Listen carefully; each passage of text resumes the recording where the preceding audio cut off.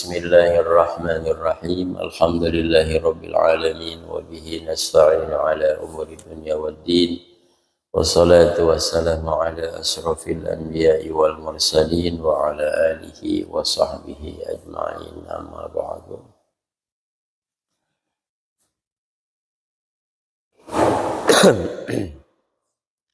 Qala al-muallif wa nafa'ana bi'ulumihi. Wa amma man utiya kitabahu wara'a dhahrihi. Kemarin sampai ayat 10 atau 11 kalau nggak salah ya. Surah Al-Insyiqaq.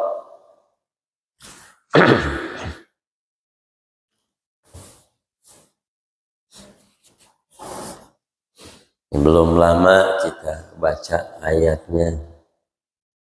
Surah Al-Insyiqaq. Ayat 1 sampai dengan ayat 5 kemarin. Allah memberikan kita pelajaran yang luar biasa. Kemarin kita baca idza samaa'u syaqqat.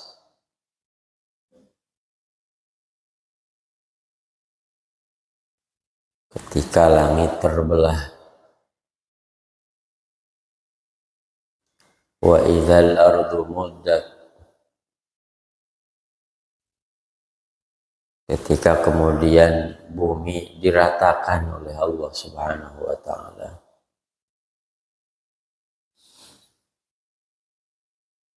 Kemarin belum kiamat ya, padahal baru bencana alam, baru kiamat sughra, tapi daya hancurnya luar biasa. Subhanallah.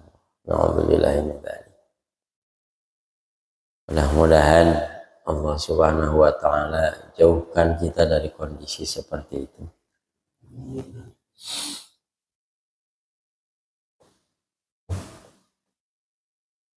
Saudara kita yang mengalami saat ini mudah-mudahan diberi kesabaran dan ketabahan oleh Allah. Jangan sampai mengeluh, jangan sampai menyalahkan Allah Subhanahu wa ta'ala atas takdirnya, atas kudrah dan iradahnya.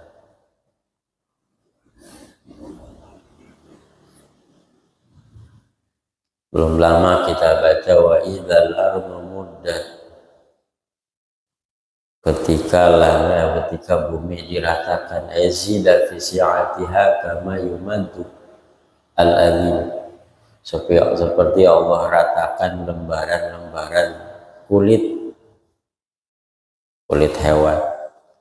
Walam yabqu 'alaiha bina'un wala jabalun. Tidak tersisa lagi, jangankan bangunan, bahkan gunung pun diratakan oleh Allah. Ini gunung diratakan. Bagaimana dampaknya? Ini baru sebagian saja. Bahkan di satu daerah ada satu desa yang hilang. Di Aceh apa di mana tuh yang hilang? Satu desa yang hilang diratakan oleh Allah Subhanahu wa ta'ala.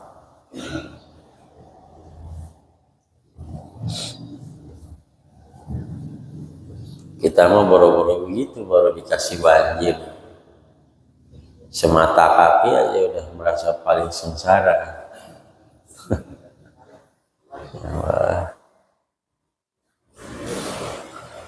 Udah komplain sana, komplain sini, marah sana, marah sini.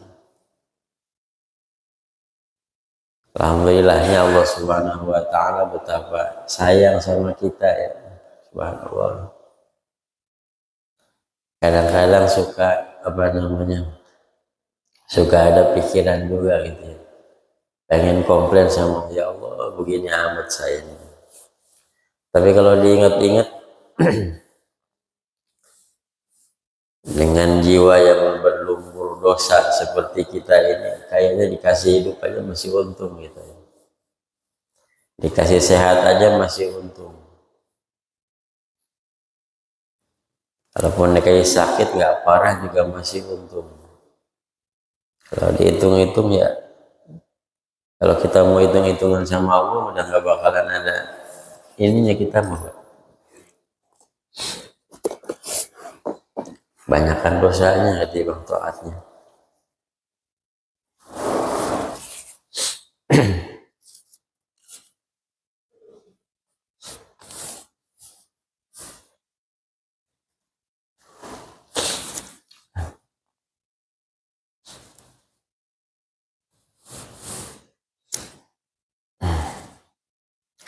Melihat fenomena akhir-akhir ini, hadirin rahimakumullah, banyak-banyak istighfar, banyak-banyak istighfar.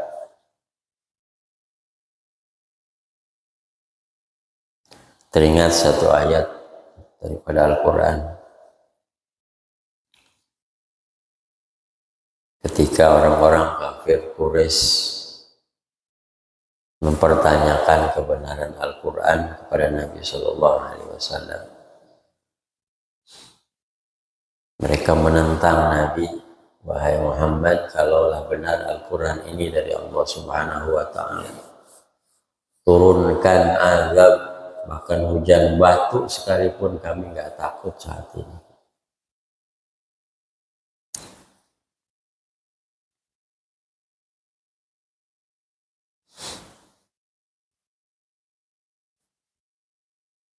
Tapi Allah katakan, wa ma kana Allahu liyu'adzibahum wa anta fihim. Wahai Muhammad, Allah tidak akan menurunkan azab, tidak akan menurunkan siksaan, wa anta fihim, tapi engkau berada di antara mereka, di antara orang-orang kafir tersebut.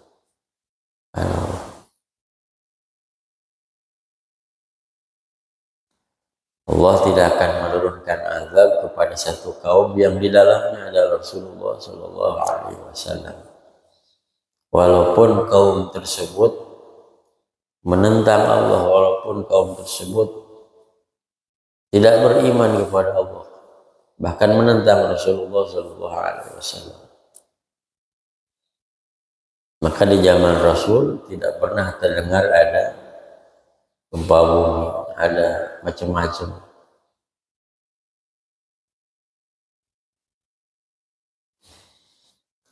Bagaimana kalau Rasul sudah tidak ada? Allah katakan selanjutnya, wa makan Allah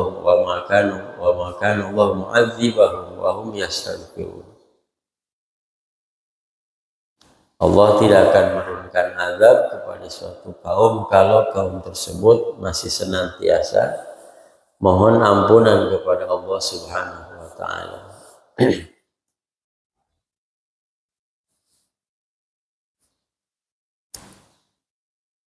Istighfar.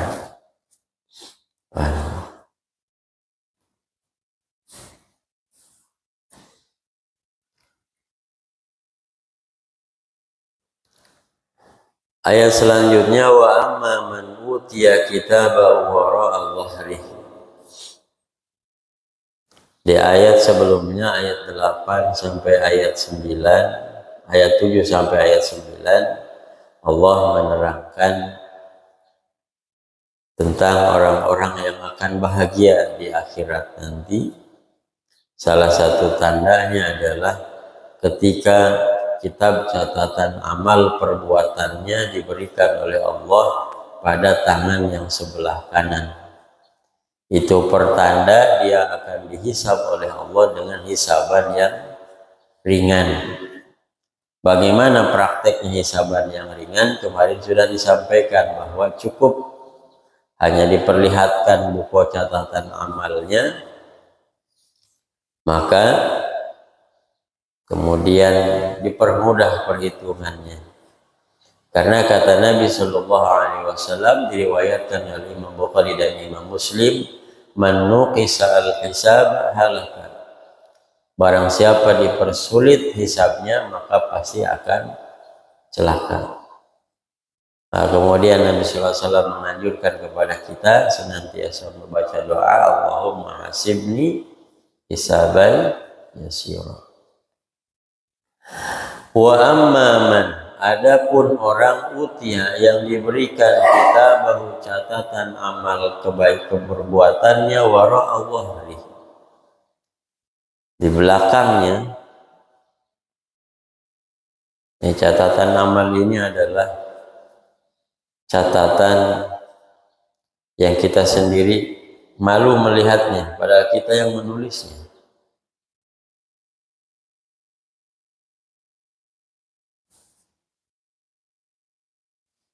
Catatan yang kita malu melihatnya walaupun kita yang menulis.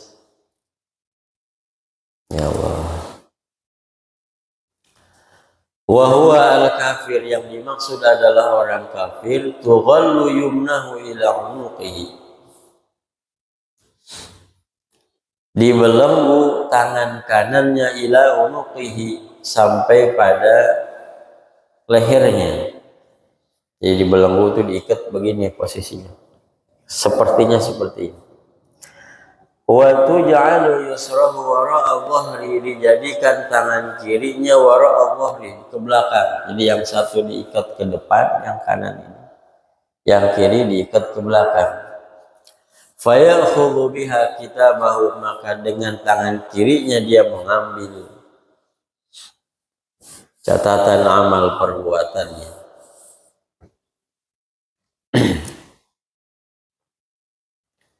Na'udzubillah. Fasawfa yad'u inda ru'yatihi ma fihi, maka ketika melihat catatan amal perbuatan yang ada di dalam kitabnya, maka dia berteriak subura.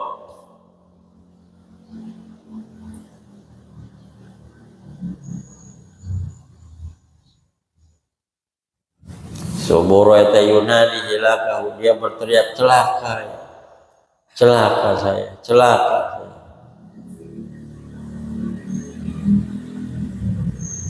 Biqauli ya suburahu, kecelakaan buatku. Wa yasla sa'ira, dan kelak akan dimasukkan sa'ira ke dalam neraka. Sa'ira ayyadkhulu an-nara asyadidata, dia akan masuk orang kafir tersebut an-nara, ke dalam neraka, asyadidata, yang luar biasa. Wa fi qira'atin bidammil ya, dalam qiraah yang lain bidhammil ya, ya-nya didomahkan. Berarti bukan wa yasla sa'ira, tapi wa yusla sa'ira, wa yusalla, wa fathis sad wal lam al musaddadah, wa yusalla sa'ira. Jadi jangan disalahkan kalau ada yang baca wa yusalla, dimasukkan. Kalau wa yasla, masuk orang tersebut, orang kafir tersebut, sa'ira, ke dalam neraka. Kalau wa yusalla, dimasukkan orang kafir tersebut, sa'ira, ke dalam neraka. Maknanya sama. Jadi satu riwayat bacaannya wa yasla sa'ira, tapi jangan salahkan juga kalau ada yang baca wa yusalla sa'ira. Ini bagian daripada qiraah sab'ah.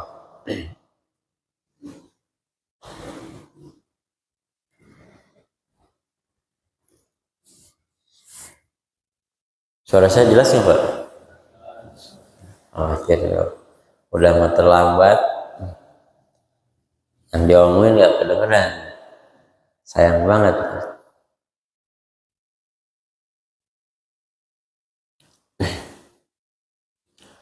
Innahu kana fi ahlihi masrura, padahal orang-orang ini ketika di dunia sesungguhnya kana, orang kafir ini, fi ahlihi, di keluarganya, di lingkungannya, fi dunya, di dunia, masrura, dalam keadaan gembira, bataran bi itba'ihi li awahihi, Mereka senang-senang di dunia mengikuti hawa nafsunya. Innahu dhanna an la yahura, innahu sesungguhnya mereka orang-orang kafir ini dhanna menyangka an la yahura, bahwa mereka tidak akan kembali kepada Allah Subhanahu wa taala. La yahura, tidak akan balik orang kafir tersebut, yarja ila rabbih, kembali kepada Allah Subhanahu wa taala. Jadi ayat ke-10 sampai ayat ke berapa ini? Ke-14 ini mengisahkan kejadian sebaliknya. Kalau ayat sebelumnya ayat 7 sampai ayat 10, ayat 11, ayat 9 menceritakan orang-orang yang beriman, maka meskipun kehidupan di dunianya mungkin tidak membahagiakan secara duniawi, maka di akhirat dia akan berbahagia menerima kitab catatan amalnya dari tangan kanannya, dihisab dengan hisaban yang mudah, kemudian dimasukkan dalam surganya Allah. Maka di ayat selanjutnya Allah menceritakan, menggambarkan bagaimana kehidupan orang-orang kafir di dunia, orang-orang kafir di dunia, dan bagaimana kehidupan mereka nanti di akhirat.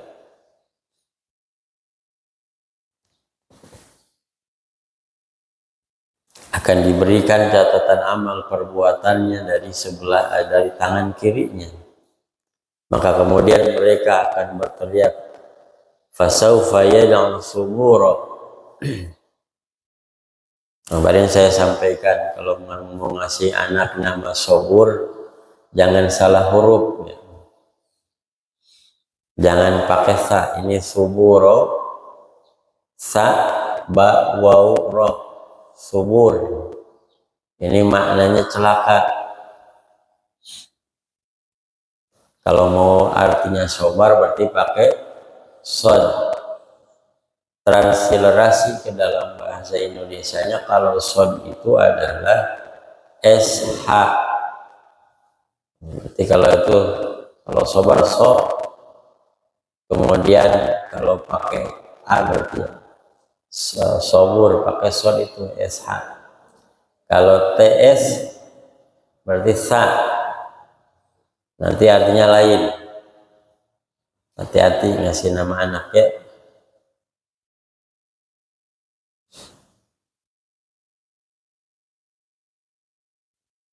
Bahkan dulu ada teman saya namanya itu Syair.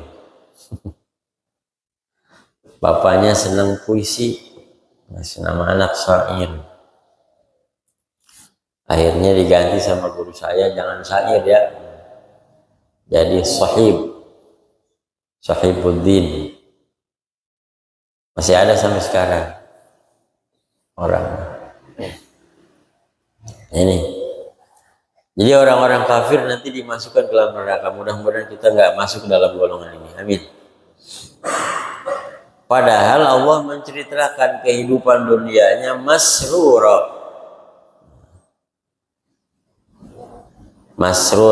pakai sin kecil, ya. Kalau sin besar, sarron, buruk artinya, jelek. Kalau pakai sin kecil, artinya bahagia, masruro.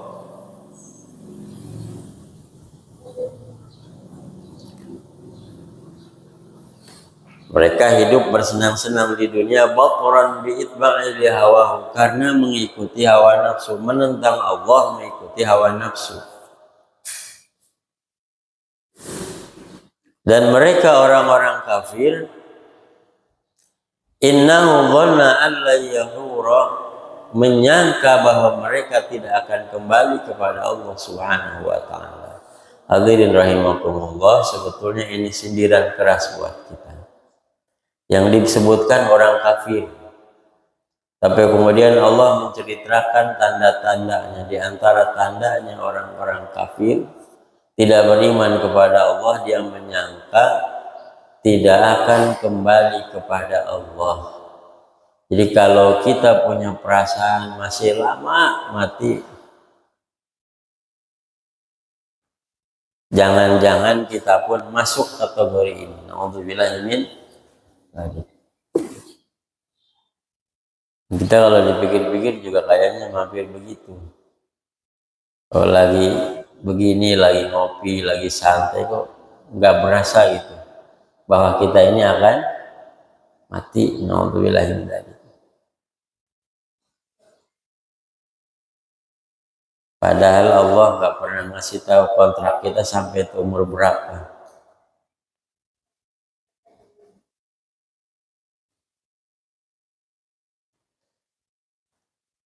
Bala yarji'u ilaihi. Padahal faktanya semua yang hidup akan Allah wafatkan. Semua yang hidup akan mati, akan kembali kepada Allah Subhanahu wa taala. Inna rabbahu kana bihi basira. Ketahuilah bahwa Allah Subhanahu wa taala Tuhan kita semua kana bihi basira. Allah Maha mengetahui, Allah melihat apapun yang kita perbuat, Allah tahu, Allah lihat.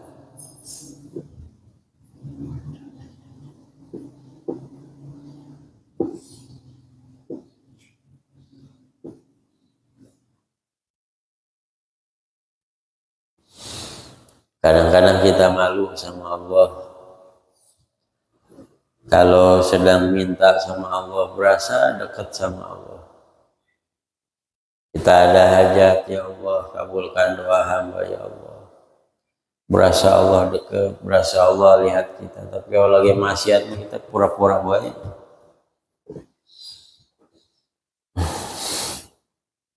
Na'udzubillah. Inna rabbahu kana bihi basira. Aliman biruju'ihi ilaihi, maksudnya Allah mengetahui bahwa kita semua akan kembali kepada Allah Subhanahu wa taala.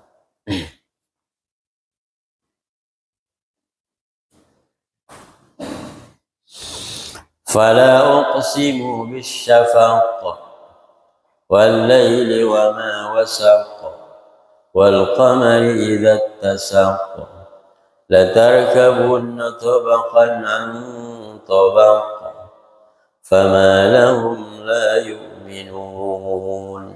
Masih panjang, berapa ayat sebenarnya?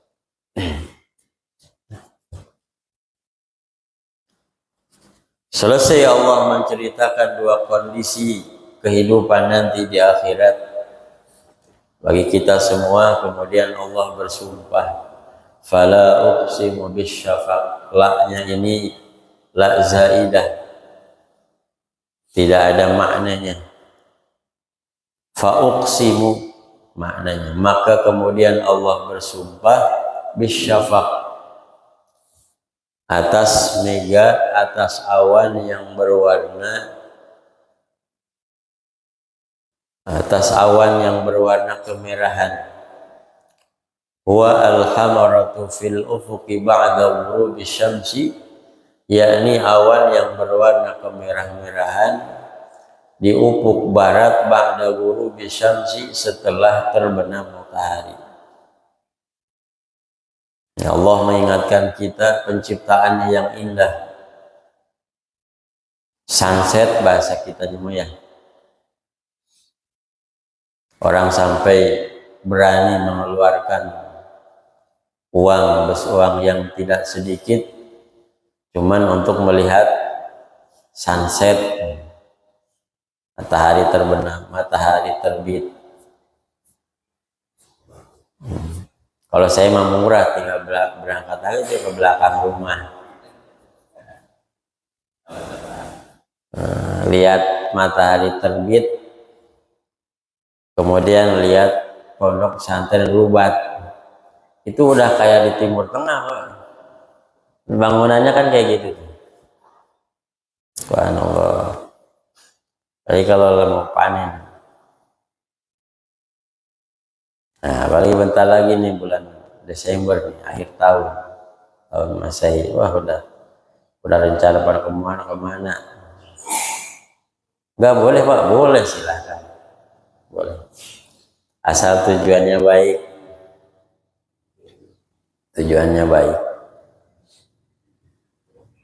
Cuman kalau sekarang itu gimana ya? Jadi kayak ada normalisasi gitu. Normalisasi kalau ada acara itu pasti ada acara hura-huranya. Nah ini hati-hati nih Bapak sekalian. Apalagi saya di pemerintahan. Kalau ada acara itu ujung-ujungnya kalau nggak dangdutan karaokean lah minimal gitu. Itu hati-hati. Kalaupun acara awalnya bagus, kalau ujungnya seperti itu berarti kan apapun juga dinilai dari akhirnya. Apakah husnul khotimah apa su'ul khotimah.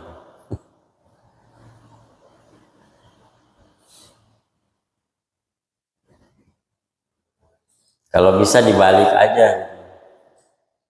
Ya kalau bisa sih jangan ada yang kayak gitunya gitu. Kalau itu dibalik. Makanya kalau orang kampung saya suka nurut juga sama ustadznya. Kalau hajatan 2 malam, malam pertama jaipongan, malam kedua kiai. Kalian itu. Itu juga yang dulu apa namanya? Saya berhenti ceramah di yang hajatan itu dulu kayak gitu tuh kasusnya. Ini cerita sedikit. Di daerah Karawang yang sekarang sering kebanjiran itu, banjiran Citarum, saya diundang ke situ acara hajatan.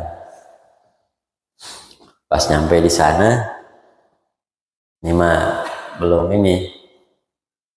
berkeluarga saya juga.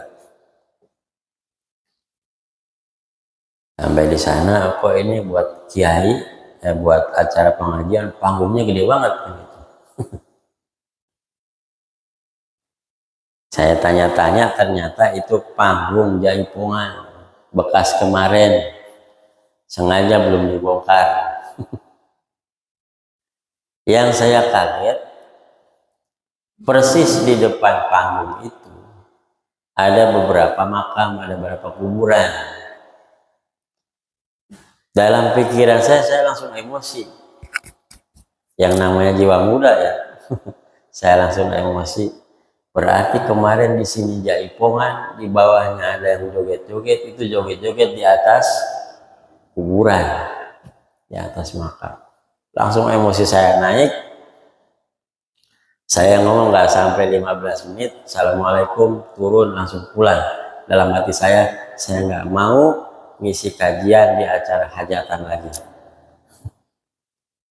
Takut ngomongnya kebablasan, Pak. Kalau udah saya di situ marah-marah, mungkin saya nggak bisa pulang, Pak. Alhamdulillah ini dari. Nah itu. Silakan mau acara kemanapun, tapi jangan normalisasi. Ya yang seperti itunya lah ya. Saya kira Bapak-Bapak paham semua.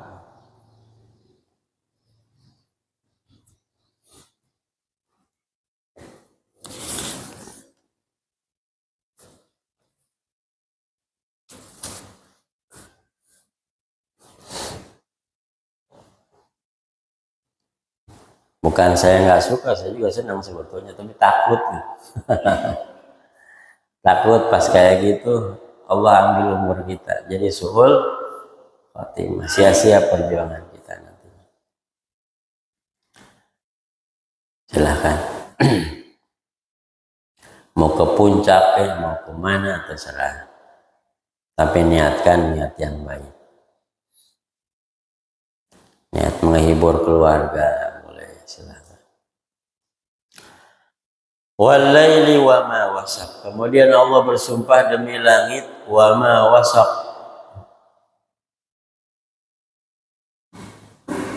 Ay jama'a ma dakhala alaihi min ad-dawabi wa ghairiha. Yang sifatnya malam ini mengumpulkan, mengembalikan segala sesuatu. Jadi malam itu mengumpulkan kembali yang terpisah di siang hari. Ini sifatnya malam tuh itu. Ini kata Allah, walaili wa ma wasaq. Demi malam yang mengumpulkan mengumpulkan kembali yang terpisah. Kita pagi-pagi ada yang ke pabrik, istri kita mungkin ada yang kerja, anak-anak ke sekolah, datang malam semuanya kembali ke rumah. Itu sifatnya malam tuh gitu.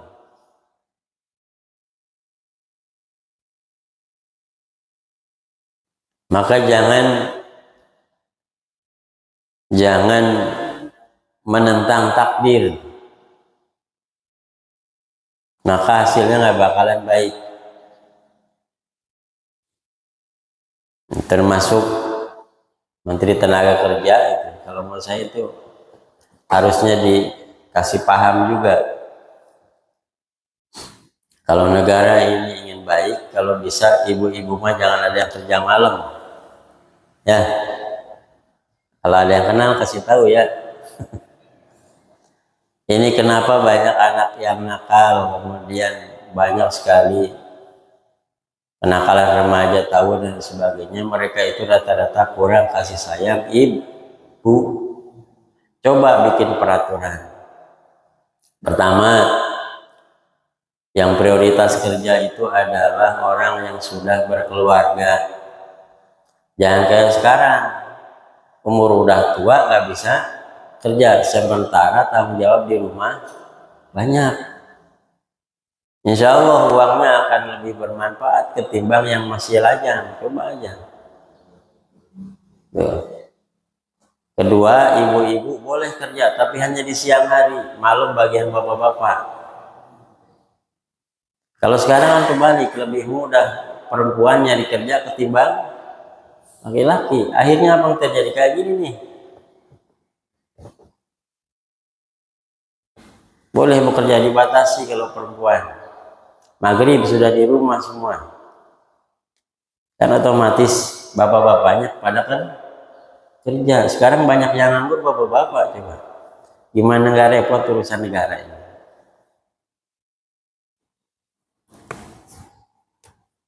Ibu-ibu jam 10 berangkat kerja. Pak, saya harus berhenti. Jangan, repot juga. Karena sistemnya masih begini. Enggak tahu begitu. Walaili wa ma wasaq. Ketika malam itu semua kembali. Kalau bapak-bapak mau 24 jam kerja, dan apa? Enggak apa-apa kalau kuat mah. Emang kewajibannya. Enggak ada sedikit pun kewajiban seorang perempuan nyari nafkah, enggak ada. Ketika dia belum menikah, maka kewajiban orang tuanya. Ketika sudah menikah, kewajiban suaminya. Suaminya meninggal atau dicerai, kewajiban kembali kepada orang tua atau kepada adik dan kakak laki-lakinya. Sebetulnya begitu. Kalau paham semua, insya Allah perempuan itu akan sangat senang kehidupannya. Cuman kepahaman kita ya, baru sedikit paham. Kita nih punya adik, punya kakak perempuan yang kebetulan mungkin ditinggal suami atau belum menikah, itu kewajiban kita Pak menafkahinya.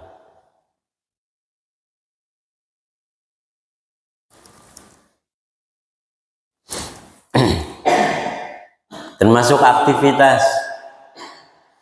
Harusnya kalau malam itu kita pulang di rumah istirahat. Bukan malah olahraga berat. Olahraga tiap malam, tapi sampai rumah kerokan. Olahraganya menentang takdir. Hati-hati juga, saya kasih tahu nih buat yang merokok ya. Saya kasih tahu. Kalau bapak-bapak merokok, jangan olahraga berat. Olahraganya ringan, Pak. Merokok dengan olahraga itu ibarat musuh dalam selimut. Kita mungkin punya bayangan, kita habis merokok nih, olahraga, jadi sehat kan gitu ya. Tapi tolong perhatikan sifatnya nih. Ini mah medis ya. Saya juga belajar itu. Merokok itu akan menimbulkan apa ya, nikotin yang kita serap itu secara medis akan menimbulkan penyempitan pembuluh darah. Paham sampai situ ya? Kemudian olahraga berat itu akan menjadikan jantung kita ini memompa lebih kuat untuk mengedarkan darah. Sekarang begini, kalau posisinya pembuluh darahnya sudah sempit, dipompa kenceng, apa yang akan terjadi, Pak? Rata-rata yang terjadi adalah pecah pembuluh darah. Akhirnya olahraga, kolap, jatuh, meninggal. Na'udzubillah. Banyak nggak yang kayak gitu, Pak? Banyak. Makanya olahraganya ringan-ringan aja. Kalaupun yang berat, jangan terlalu diporsir. Jadi secara medis bisa dibuktikan seperti itu. Ini saya mengasih tahu aja. Jadi kalau merokok jangan olahraga yang ringan, naik sepeda, jalan kaki. Naik sepeda pun kalau udah merasa panas di sini, jangan dipaksain. Wah, saya kuat. Akhirnya kolap, repot kita.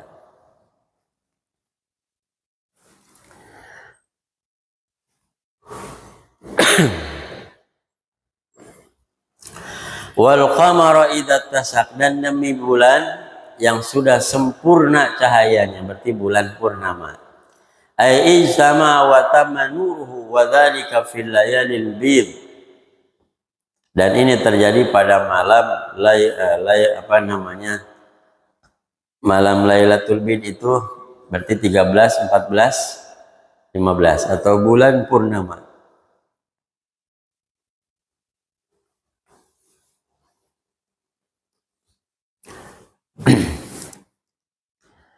La tarkabunna tabaqan an tabaq. Ayuhan nas aslu tarkabunna hudifat nunur raf'i li tawadil amsal wal wawl iltiqai saqidan. Tabaqan an tabaq halan ba'da halin wa huwa al-maut thumma al-hayat wa ma ba'daha min ahwalil qiyamah. Allah bersumpah demi awan yang berwarna kemerahan, Allah bersumpah demi malam, Allah bersumpah demi bulan purnama. Maksud dan tujuannya adalah ingin memperingatkan kepada kita, la tarkabunna tabaqan an tabaq, bahwa kita akan mengalami fase demi fase kehidupan, akan mengalami babak demi babak kehidupan. Ay halan ba'da halin. Satu tingkatan kehidupan dan tingkatan kehidupan yang lainnya. Wa huwa al-maut summa al-hayat. Bahwa Allah Subhanahu wa ta'ala menakdirkan kita mengalami mati dulu. Kita ini kan nggak ada. Kemudian Allah berikan kehidupan.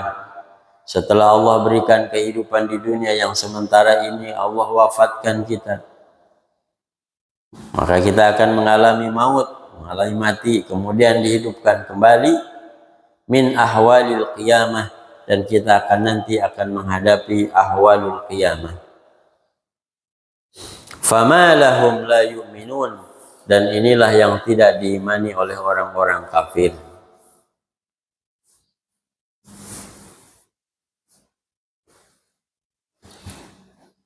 Banyak orang yang tidak percaya dengan hari kiamat, dengan hari akhir. Ayyumani lahum minal iman aw ayyu hujjatin lahum fi tarki ma wujudi barahinihi. Padahal tidak ada alasan buat kita setelah Allah perlihatkan dalil-dalil, Allah perlihatkan bukti-bukti, tidak ada alasan buat kita untuk tidak meyakini tentang hari kiamat. Apalagi kita di depan kita sudah dibuktikan oleh Allah Subhanahu wa ta'ala, bukan hal yang sulit bagi Allah untuk menghancurkan alam dunia ini dalam hitungan menit.